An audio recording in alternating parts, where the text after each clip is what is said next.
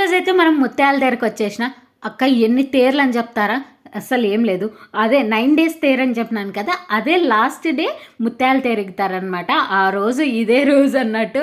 And next అయితే ఇక్కడ చాలా జనాలు ఉన్నారు.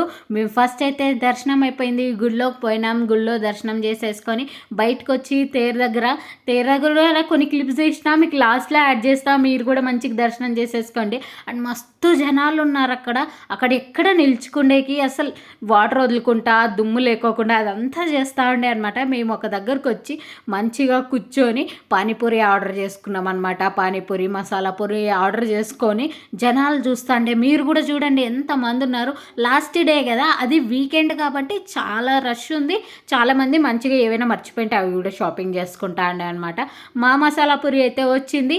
ఈ జనాల్లో కాస్ట్ ఎక్కువ ఉంటుంది కానీ టేస్ట్ అంత అయితే ఉండదు. కాకుండా ఇప్పుడు తేరు చూసేయండి. ముత్యాల తేరు అంటే ముత్యాలు లేవక్క అని అడగద్దండి. ముత్యాలు లేవని నాకు కూడా తెలుసు. నేను కూడా ముత్యాల తేరు అంటే ముత్యాలు ఉంటాయి అనుకున్నా, ముత్యాలు ఉండవంట. ఇది కూడా ఇట్లనే చేస్తారా ముత్యాల తేరు? కామెంట్ చేయండి.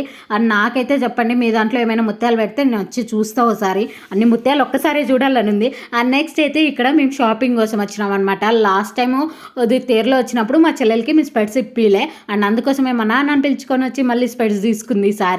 అండ్ నేను వచ్చి ఇంట్లో ట్రై చేస్తూ ఉండే అనమాట. ఈ సైట్ ఉండే వాళ్ళ గోలే ఇంతే. ఏవి ఉంటే అవి నార్మల్ రెగ్యులర్ స్పెట్సే వాడాలా, మన మీద కొంచెం స్టైల్ చేయలేము.